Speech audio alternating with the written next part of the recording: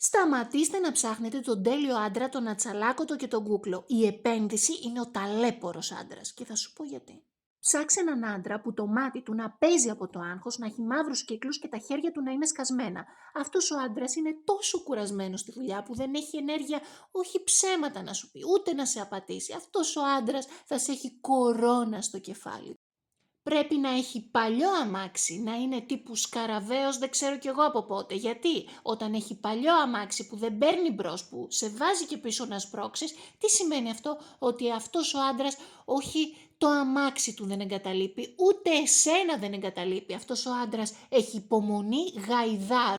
Ο σωστός ο άντρας είναι τσιγκούνης και πώς τον καταλαβαίνεις? Από το σούπερ μάρκετ. Ψωνίζει και ψάχνει αυτά που πάνε να λήξουνε με το μείον 50%.